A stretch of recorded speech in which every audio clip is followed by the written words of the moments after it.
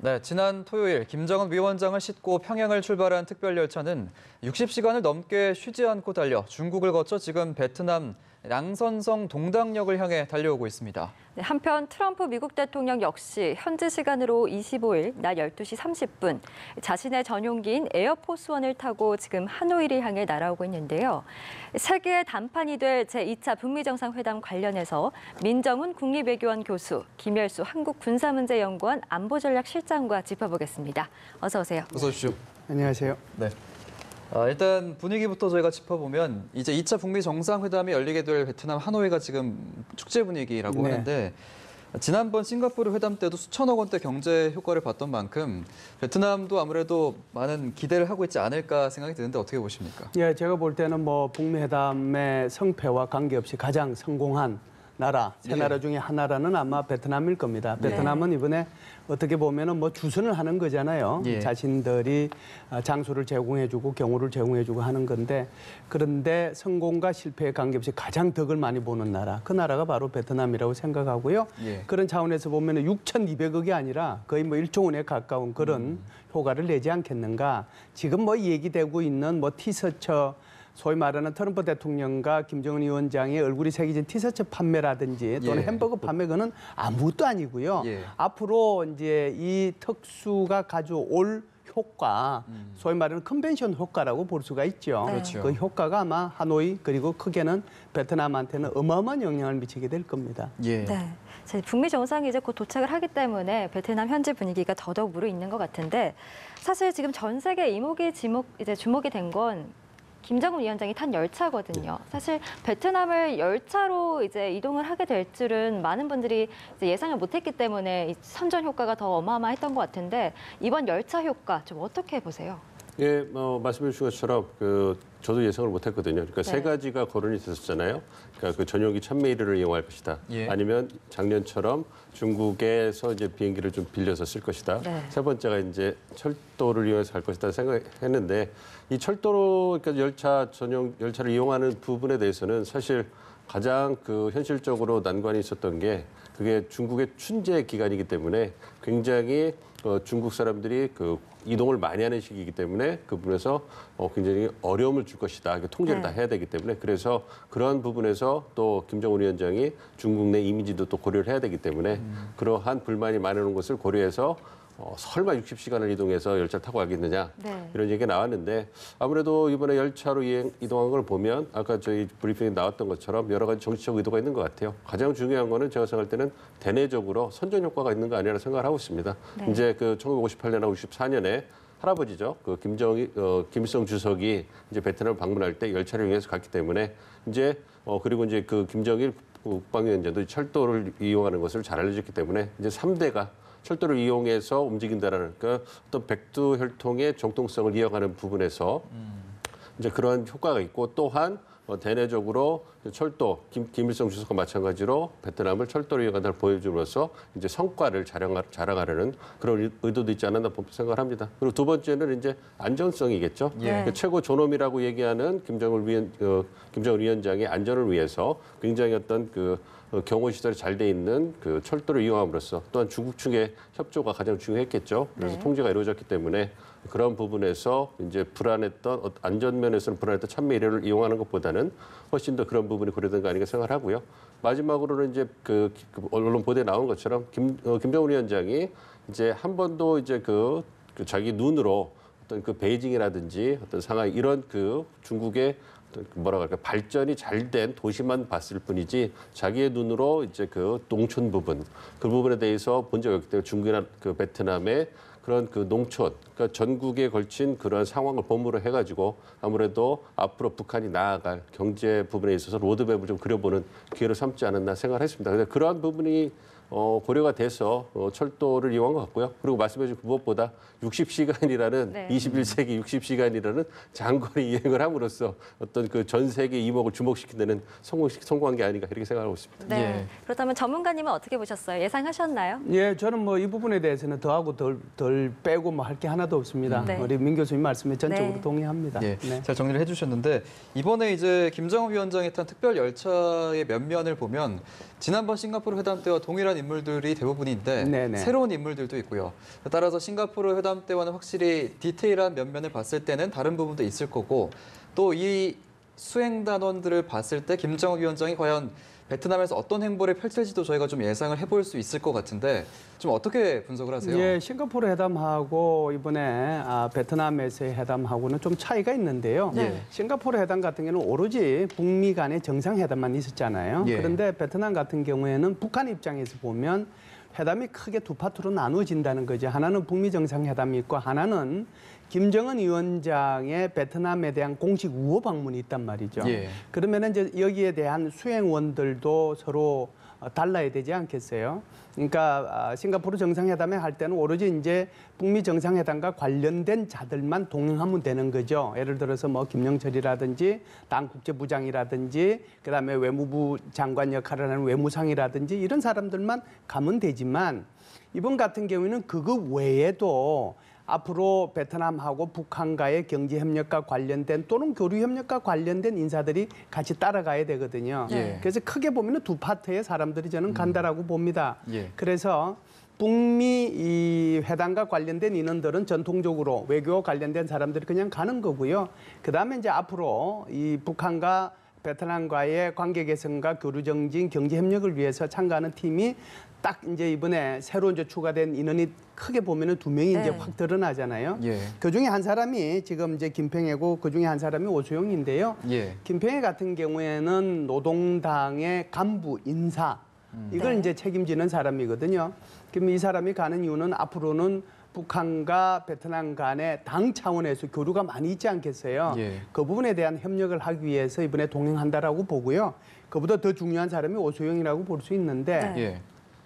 이 오소영이라는 사람은 당의 경제를 이제 담당하는 사람이죠. 그전에는 이제 전자 뭐 이런 부분과 관련해서 그러니까 우리나라로 얘기하면 장관 역할도 했던 사람이고요. 네네. 예. 또 지금 최고인민회에서는 이 예산과 관련된 그런 중요한 역할도 이제 수행하고 있는 사람이 이 사람인데 바로 이 사람을 동행함으로써 이 사람이 직접 도이모의 정책에 대한 전반적인 내용을 파악을 하고 앞으로 북한에 돌아가면 이것을 어떻게 확산하고 전파하고 하는 데 대한 주 책임을 지고 당의 차원에서 이 문제를 이끌어 나갈 것인가 이것을 협력하고 협조하기 위해서 이 사람을 데려가는 거거든요. 예. 그래서 이 두 사람을 좀 눈여겨볼 필요는 있다 이렇게 봅니다. 알겠습니다. 민 교수님은 좀 수행 단원들 보면서 특이한 점 어떤 점 보셨습니까? 특이한 점이라고 그런 부분은 좀 그렇고요. 이제 네. 거의 총력전이다. 이제 거의 네. 당의 그 가장 중요한 인사들이 다 왔다. 이제 김 선생님께서 잘 설명을 해주셔가지고 뭐 크게 부연할 설명은 없을 건데요. 뭐 외교, 안보, 그다음에 경제 분야까지 다 총 출동됐기 때문에 책임자가 총 출동됐기 때문에 이번 그 정상회담에 거는 북한의 어떤 뭐라 할까 기대랄까요? 그리고 또 의지를 좀 보시는 게 아닌가 좀 보십니다. 그리고 근데 이제 김 선생님 말씀해 주신 것처럼 경제 부분에서의 어떤 책임자들이 동의를 했기 때문에 그리고 인사 부분, 그러니까 인사 부분에 담당자가 왔다는 것은 앞으로 경제라든지 그 부분 중점에서 어떠한 인사들을 중용해야 되는가에 대한 그 부분에 대해서 곰곰이 생각해 봐라라는 김정은 위원장의 어떤 그 메시지 있는가 아닌가 생각을 하고 있습니다. 그래서 예. 이번에 사실 베트남식 그 도메이 정책이 북한에 완전히 적용 가능하다고 생각하지 않지만 그래도 이번에 방문을 통해 가지고 이제 물론 이제 북미 정상회담이지만 네. 이제 그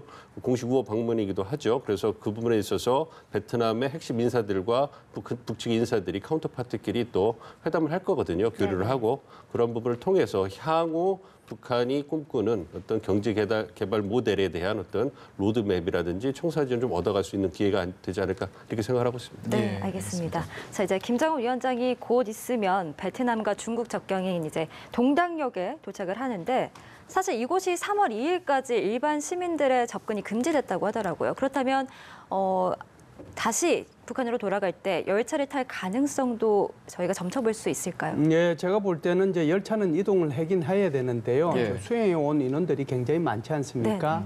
그래서 특별 열차가 총 23칸, 우리 아주 쉽게 얘기하면 23칸이면 뭐 어마어마한 거잖아요. 그걸 이제 한꺼번에 비행기로 이제 이동을 한다라면 좀 어려움이 있을 거고요. 네. 그래서 이제 복귀하는 거를 고려한다라고 하면 전부 다 철수해가지고 다시 동당역으로 가서 이걸 이제 역행군을 해서 이제 북한으로 들어가야 되니까 그러려고 하다 보면은 열차는 거기에 계속 세워져 있어야 되거든요. 예. 단 이런 거죠.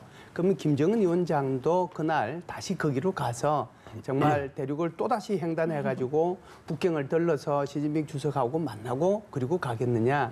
저는 여기에 대해서 좀 부정적이라고 네. 봐요. 왜 그러냐면 우리가 이제 항상 무엇인가를 이제 예측하고 그럴 때 이제 설레라고 하는 것이 중요한데요. 우리가 싱가포르 정상회담 끝났을 때 그때 전후 사정을 우리가 이제 생각을 해보면 싱가포르 정상회담 끝나고 돌아갈 때 이게 시진핑 주석을 만나고 갈 거 아니냐. 어차피 뭐 중국 비행기 얻어 타고 네네. 간 건데 고맙다 소리도 해야 되고 예. 그런 여러 가지 상상을 했는데 그냥 바로 갔거든요. 오히려 평양에 도착하는 시간을 고려해가지고 밤 늦게 출발했단 말이죠. 싱가포르에서. 예. 그래야 우리가 뭐 싱가포르나 동남아 여행 가면 다 뭐 밤 12시쯤 돼서 출발하잖아요. 그래야 이제 서울에 떨어지는 게 6시, 7시 정도 되니까. 제가 볼 때는요. 싱가포르 정상회담 끝나고 나서 바로 평양으로 갔고 그리고 일주일 후에 정확하게 6월 20날 이 김정은 위원장이 북경을 방문해서 제3차 북중 정상회담을 했거든요. 예. 그러니까 이제 이걸 보면 이번 같은 경우에는 1월 7, 8, 9일 날 이미 김정은 위원장은 이 북경을 가서 시진핑 주석을 만나서 4차 정상회담을 했습니다. 이 4차 정상회담을 통해 가지고 두 번째 있게 될 북미 정상회담과 관련된 모든 내용은 다 서로 교감하고 이해가 끝났다라고 생각을 네. 해요. 그런데 굳이 또다시 회담 끝났다고 해서 돌아가면서 그쪽을 가겠는가? 저는 기차가 3월 2일까지 동당역에서 그렇게 일반인들의 출입을 금지하고 하는 것은 수행해 온 23량에 해당되는 수많은 것들을 다시 싣고 가야 되기 때문에 거기 있어야 되는 거고 네. 단 김정은 위원장은 그래도 돌아갈 때는 참매 1호를 좀 타고 갔으면 좋겠다는 생각이 들어요. 아까 저기 우리 민 박사님 말씀을 하셨지만 지금 인공위성을 타고 민간인들이 달나라 우주여행 간다는 거 아니에요? 예. 이런 시대에 19세기 거 타고 다니면 어떡해요. 1분 1초가 급한데.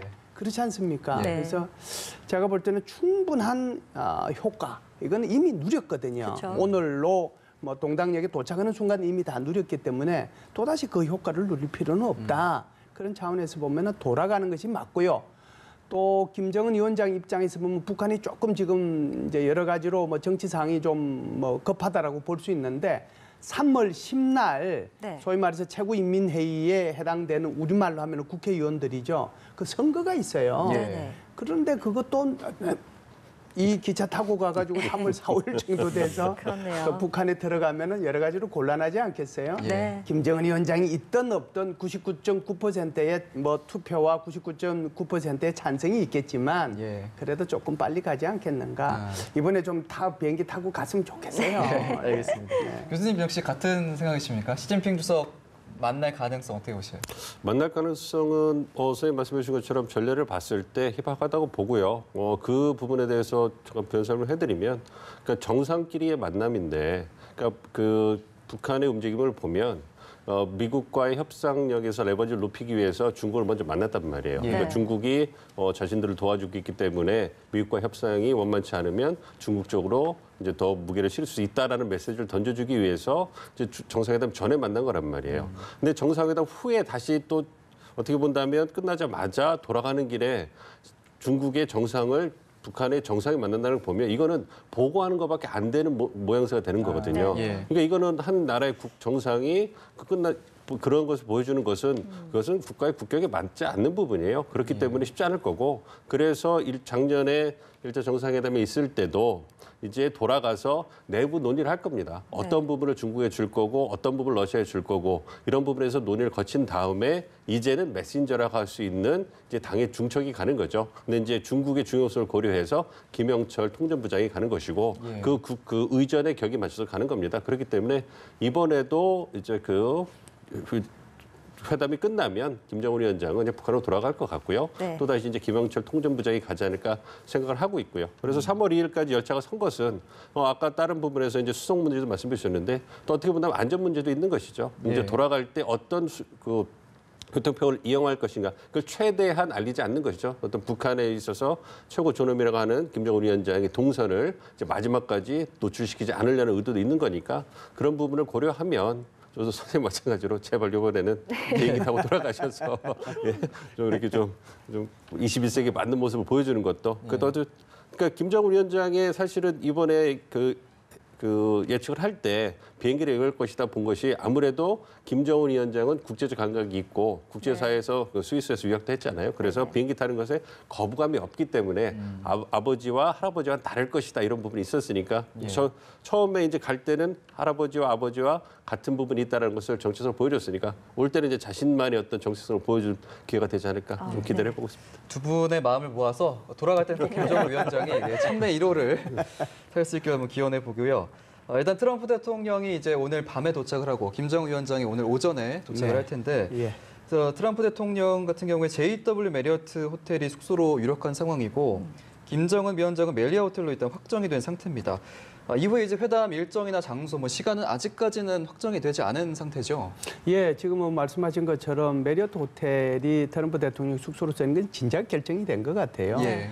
또 우리 언론도 그렇고 외국 언론도 그렇고 미국 대통령이 어디에 묵을 건가는 전혀 관심이 없고 김정은 위원장이 어디 묵을 건가 온통 관심이 있는 것 같아요. 그래서 사실상 김정은 위원장이 묵을 여러 가지 이제 호텔들 뭐 이런 또 영빈관 이런 것들이 검토가 됐는데 아마 최종적으로 지금 말씀하신 것처럼 멜리아 호텔로 결정이 된 것 같고요. 그리고 아마 이제 회담장은 메트로폴이 아마 유력하게 검토되는 것 같습니다. 그 멜리아 호텔이 조금 이제 특징적인 것이 야, 이거 참 아주 적과의 동침이 아주 희한하게 이루어지고 있겠구나 이런 생각이 드는데요. 그게 이제 멜리아 호텔 같은 경우에는 뭐 사각형이죠. 사각형이니까 내부가 작은 사각형이 있고 큰 사각형이 있을 수 있잖아요. 그 사이가 이제 객실이라고 볼 수가 있고 내부 사각형 안에서 이제 산책할 수도 있고 뭐 보안이 유지될 수도 있고 뭐 치안이 유지될 수도 있고 하는 그런 문제들이 있는데 어찌됐든 멜리아 호텔에서 20층부터 22층까지는 김정은 위원장이 쓴다고 그래요. 그래서 적과의 동침을 제가 말씀드린 이유는 7층에 지금 미국의 프레스 센터가 들어간다는 거거든요. 그러니까 이 정도 되면은 뭐 요구를 해서 여기에 좀 이렇게 철수를 했으면 좋겠다라고 뭐 얘기도 하고 그럴 텐데 아마 베트남에서는 얘기를 했을 것 같고요.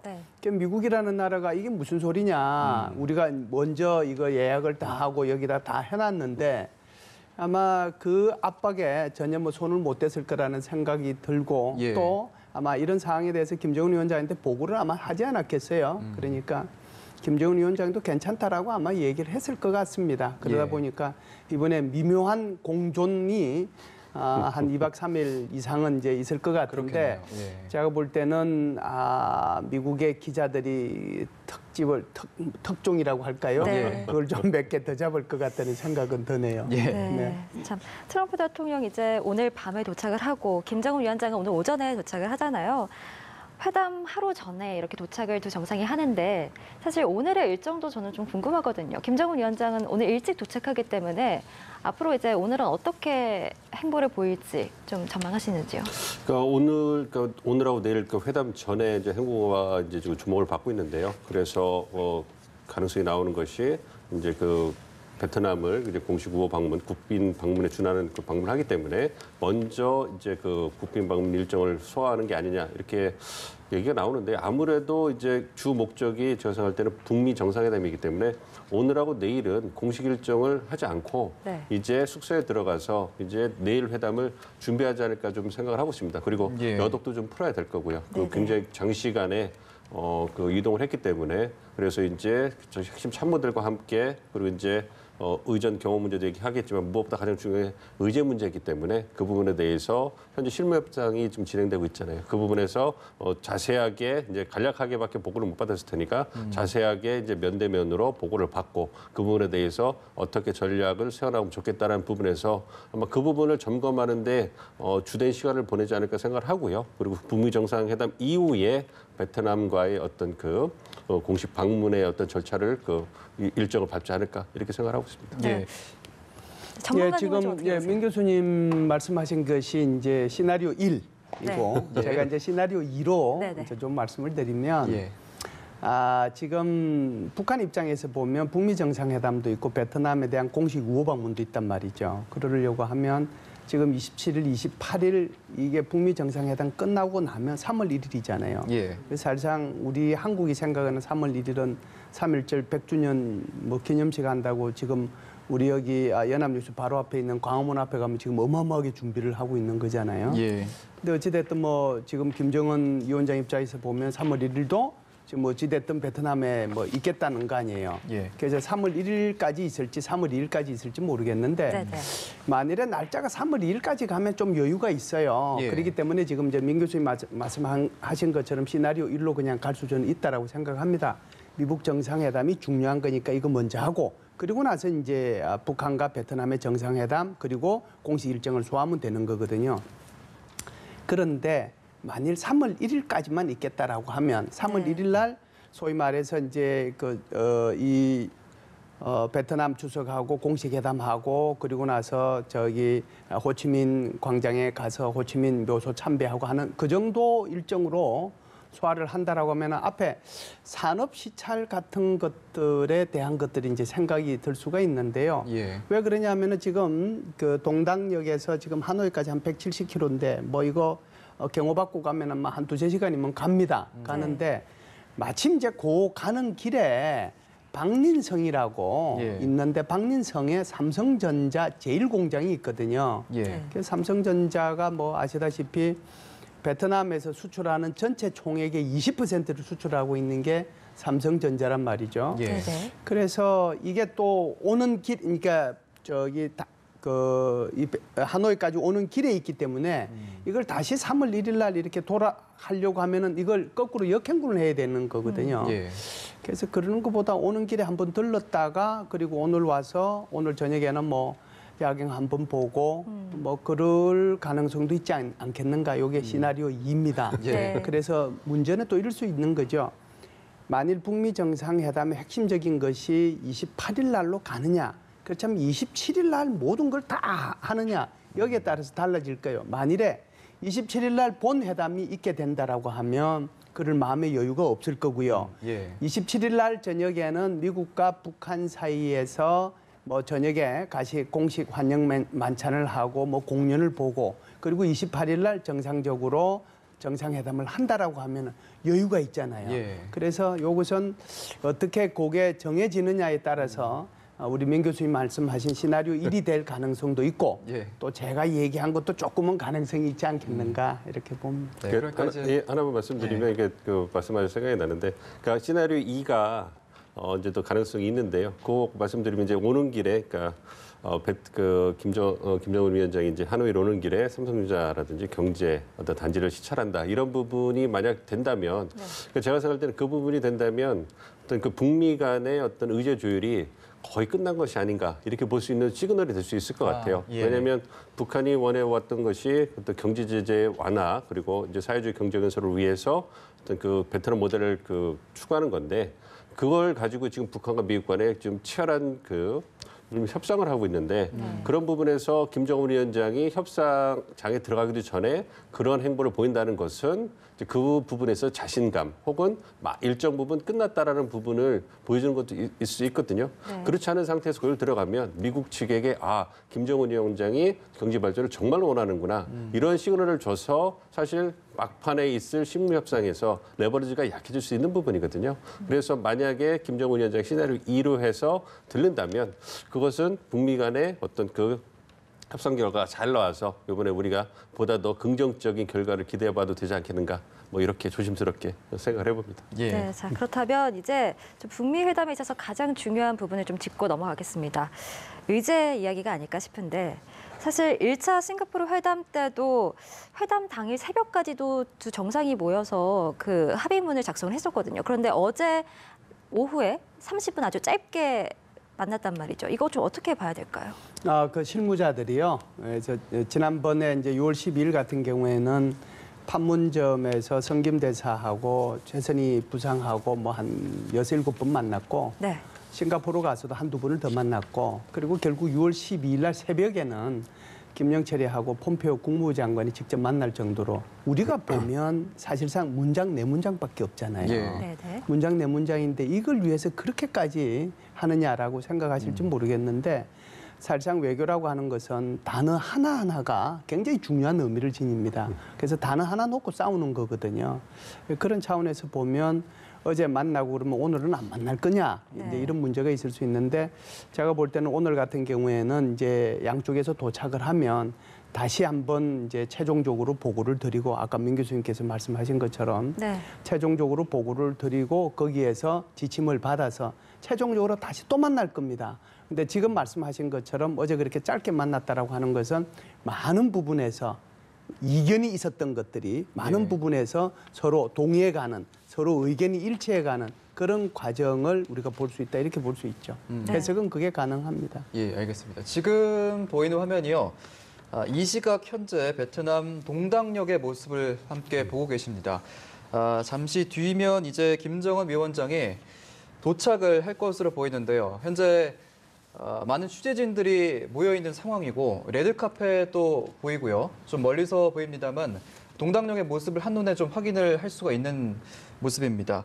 지난 23일 오후 5시쯤에 김정은 위원장이 평양에서 출발을 했는데 60시간이라는 긴 시간을 중국 내륙을 횡단하면서 오늘 오전 이제 잠시 뒤면 베트남 동당역에 도착할 것으로 보입니다.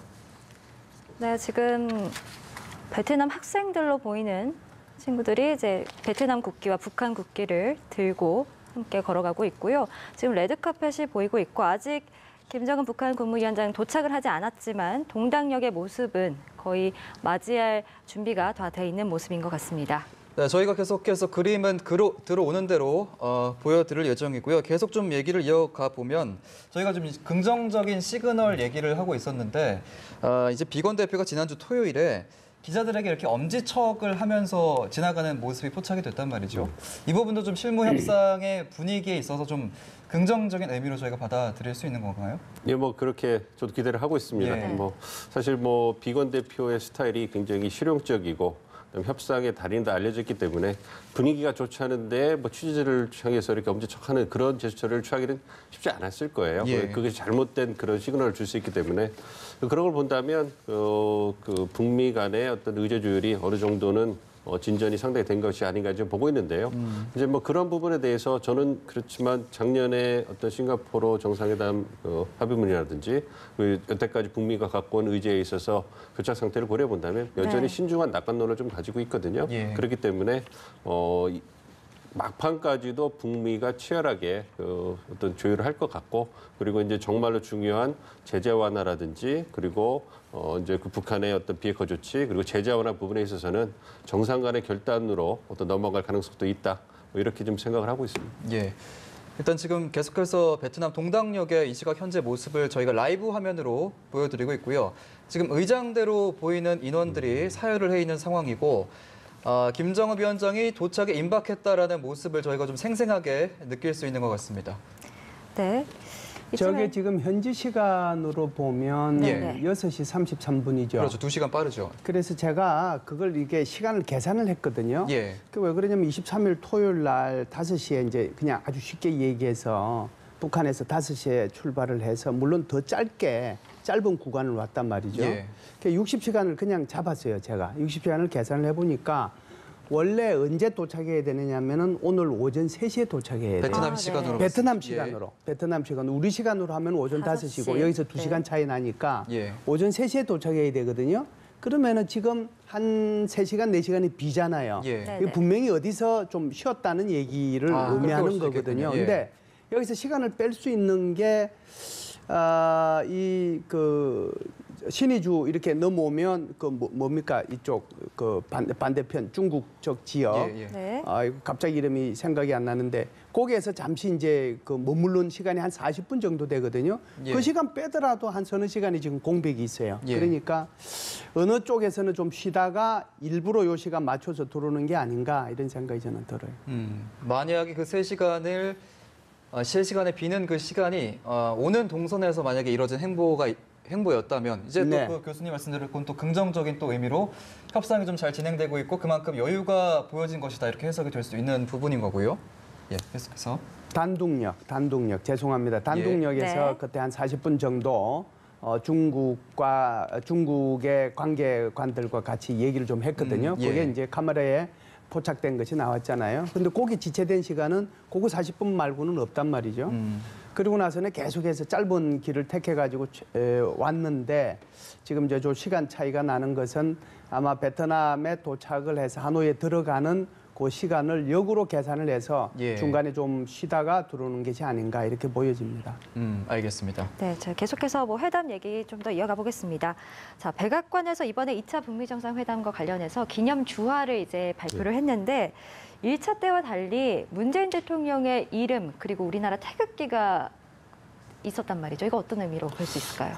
우리한테는 굉장히 그 긍정적인 의미죠. 네. 그러니까 북미 협상에 있어서 한국이 이제 예전에는 어떻게 보면 주변의 입장이었다면 이제는 예. 어떤 그 당사국의 입장, 뭐 여전히 촉진자 역할을 해서 북미 협상이 양자 협상이기 때문에 어떤 그 촉진자 역할을 하고 있지만 그래도 굉장히 중요한 주도적인 역할을 하고 있다라는 것을 이제 미국 측에서 인정을 해주는 거죠. 네. 물론 이제 뭐 트럼프 대통령이나 김정은 위원장이 문재인 대통령께서 적극적인 역할을 해주기를 바란다 얘기를 했지만 이러한 부분이 이제 뭐 작년에 9월에 평양 선언에 들어왔고 그리고 이제 미국 측의 어떤 그 기념주화 발행에 들어왔기 때문에 이 부분에 있어서는 우리가 여태까지 어떤 역할을 해온 것이 굉장히 긍정적으로 잘 작용한 것이 아닌가. 그래서 북한과 미국 모두에게 우리의 역할이 굉장히 이견을 좁히는데 양국이 이견을 좁히는데 어떤 긍정적인 역할을 해왔다. 그래서 그러한 부분을 미국 측에서 우리의 그 공을 인정해 주는 그러한 걸로 볼 수 있기 때문에 굉장히 의미가 있다 이렇게 좀 보고 있습니다. 예, 의제에게 이제 좀 더 깊게 들어가 보면 어제 이제 청와대에서 종전 선언 가능성에 대한 얘기를 했거든요. 이 부분 좀 어떻게 얼마나 좀 진척이 됐다 좀 분석을 하고 계십니까? 그래서 청와대에서 얘기한 것이 종전 선언만 얘기한 게 아니고 예. 또 한반도 체제를 지금 냉전 체제라고 볼 수가 있는데 예.